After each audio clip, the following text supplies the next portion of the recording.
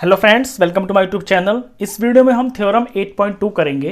In a parallelogram opposite sides are equal. किसी parallelogram के अंदर अपोजिट साइड्स यानी आमने सामने की साइड्स बराबर होती हैं।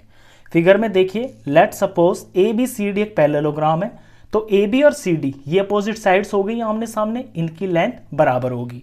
ऐसे ही बी सी और ए डी ये अपोजिट साइड्स हो गई हैं, ये लेंथ में बराबर होगी।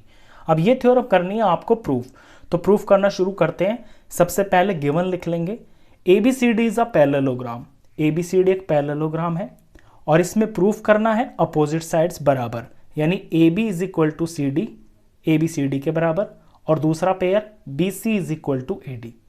अब आते हैं इसके प्रूफ के ऊपर। तो प्रूफ करने के लिए इसमें आपको एक छोटी सी कंस्ट्रक्शन करनी पड़ेगी। आप इसमें एक डायगोनल तैयार करेंगे, कोई सा भी कर सकते हैं, आप ए सी भी कर सकते हैं और आप बी डी भी कर सकते हैं। तो मैं ए सी इसका डायगोनल तैयार कर लेता हूं और इस कंस्ट्रक्शन को राइट डाउन कर लेते हैं। कंस्ट्रक्शन में लिखना है जॉइन ए सी। अब आते हैं इसके प्रूफ के ऊपर।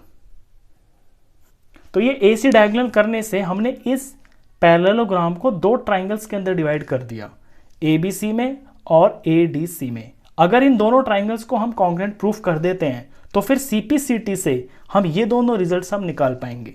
तो हमारा यही पर्पस होगा इसके अंदर कि इन दोनों ट्राइंगल्स को हमें कॉन्ग्रुएंट प्रूफ करना है। तो ट्राइंगल्स ले लेते हैं। In triangle A B C and triangle A D C. अब इनमें देखते हैं क्या क्या चीजें बराबर हो सकती हैं। देखिए, ए बी और सी डी ये दो लाइंस पैरेलल हैं और ये जो ए सी है ये है ट्रांसवर्सल। तो जो अंदर के एंगल बने हैं ये वाला और ये वाला, ये होते हैं ऑल्टरनेट इंटीरियर एंगल्स और इनका मेजरमेंट बराबर होता है। इसी तरह से ए बी और सी डी को ये ए सी काट रही है, तो यहाँ पे ये जो एंगल बनेगा, ये जहाँ पे मैं अभी फिलहाल मार्क कर रहा हूँ, और यहाँ पे ये जो बनेगा, ये दोनों बराबर होंगे। मैं इनका कोई नाम रख लेता हूँ, इसका नाम मैं 1 रख लेता हूँ, इसका नाम मैं 2 रख लेता हूँ। तो ए बी सी के अंदर एंगल 1 और ए डी सी के अंदर एंगल 2, ये दोनों बराबर होंगे क्योंकि ये ऑल्टरनेट इंटीरियर एंगल्स हैं। तो इसका एंगल 1 इसके एंगल 2 के बराबर होगा। रीजन जरूर लिखेंगे, ये है ऑल्टरनेट इंटीरियर एंगल्स। और क्यों है ये भी हम मेंशन कर देते हैं, बिकॉज ए बी और सी डी ये पैरेलल हैं। A B is parallel to C D and AC is transversal. AC is transversal. एक तो चीज ये हो गई। अब AC लाइन को देखिए, जो AC है ये ABC ट्रायंगल के अंदर भी आ रही है और ये ADC के अंदर भी आ रही है। इट मीन्स ये कॉमन हो गई है। तो ये AC is equal to AC, इसका रीजन हो जाएगा कॉमन। तो पहले मैंने A फॉर एंगल लिया और फिर मैंने बीच में ये साइड ले लिया, एस फॉर साइड। और अब एक एंगल और मैं निकाल सकता हूं इसके अंदर, ए डी और बी सी। इन पे आप ध्यान दोगे तो ये भी अपोजिट साइड्स ही हैं पैरेललोग्राम की, ये ऐसे दिखेंगे आपको। और ये जो ए सी है ये ट्रांसवर्सल है। तो फिर ये जो एंगल है और ये वाला जो एंगल है ये ऑल्टरनेट इंटीरियर एंगल्स हो गए हैं, तो ये बराबर होंगे।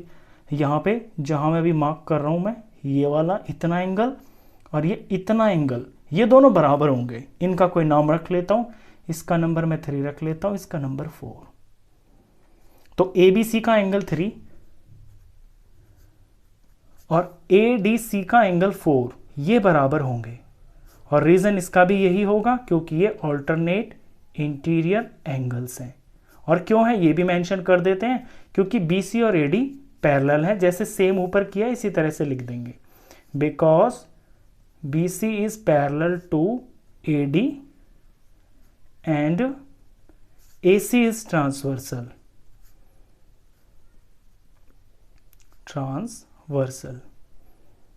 तो ये ले लिया है मैंने फिर से एक एंगल। अब आपने देखा पिछले तीनों स्टेप्स में कि दो इक्वल एंगल्स के बीच में मैंने एक इक्वल साइड ले ली है यहां पे। तो यहां पे रूल लग गया है एंगल साइड एंगल का। तो एंगल साइड एंगल क्राइटेरियन से ये दोनों ट्राइंगल्स कॉन्ग्रुएंट प्रूफ हो गए हैं। तो therefore triangle A B C is congruent to triangle, अब यहां पे जो आप नाम लिखोगे ना वो बिल्कुल ऐसे नहीं कि यही लिख दोगे जो ऊपर लिया है आपने, यहां पे नाम आप कोरस्पॉन्डिंग पॉइंट्स या कोरस्पॉन्डिंग पार्ट्स के हिसाब से ही लिखोगे। अब जैसे ये ए है, ए बी सी का एंगल ए पे बन रहा है एंगल 1, तो दूसरे वाले ट्राइंगल में एडीसी के अंदर 1 के बराबर कौन है, 2 है, और 2 का पॉइंट क्या है, सी है, सी पॉइंट पे तो 2 बन रहा है ना, तो यहां पे सी आएगा, यानी ए का करस्पॉन्डिंग पॉइंट यहां पे सी होगा। और यहां पे सेकंड नंबर पे बी है, इस ट्राइंगल में ये बी है, तो बी के बराबर यहां डी होगा, क्योंकि बी और डी अपोजिट एंगल्स है पैरेललोग्राम के, तो ये बराबर होते हैं, तो बी की जगह पे सेकंड प्लेस पे यहां पे डी आएगा। और यहां पे तीसरे नंबर पे सी लिखा हुआ है, ये रहा सी, सी पे एंगल 3 है, और एंगल 3 के बराबर क्या है, एंगल 4 है, और 4 किस पॉइंट पे बन रहा है, ए पे बन रहा है, तो यहां एडीसी वाले ट्राइंगल का यहां ए वाला पॉइंट यहां लिखा जाएगा।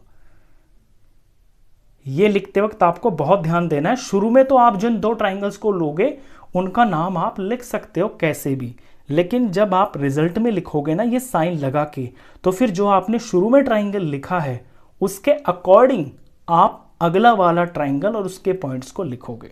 तो A B C is congruent to C D A हो गया है, और रूल मैंने यहां पे लगाया है angle side angle congruency rule. तो दोनों ट्राइंगल्स कॉन्ग्रुएंट प्रूफ हो गए हैं। अब कॉन्ग्रुएंट हो गए तो इनके सीपीसीटी जो पार्ट्स होते हैं, करस्पॉन्डिंग पार्ट्स जो है वो बराबर होंगे। तो इट इंप्लाइज दैट अब ए बी सी का ए बी यानी ये वाली साइड, और सी डी ए का सी डी यानी ये वाली साइड, तो आमने सामने की साइड्स है ना, तो ए बी बराबर सी डी होगा, A B is equal to C D. अगर आपकी ये नेमिंग ठीक है ना तो आपको फिगर देखने की भी जरूरत नहीं है, क्योंकि नेमिंग से ही पता चल जाता है कि कौन सा करस्पॉन्डिंग पार्ट कौन से पार्ट के बराबर है।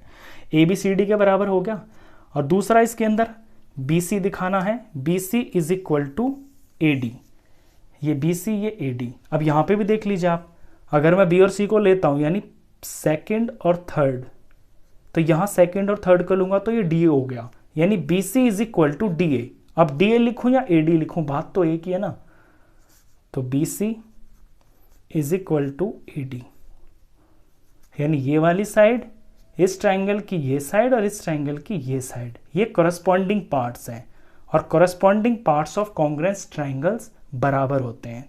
तो ये हम रीजन भी लिखेंगे सी पी सी टी, और यही चीज आपको इसके अंदर शो करनी थी कि अपोजिट साइड्स बराबर है, वो हमने कर दी है, हैंस प्रूव। तो क्वेश्चन खत्म। नेक्स्ट क्वेश्चंस के लिए नेक्स्ट वीडियो में मिलेंगे, तब तक के लिए गुड बाय।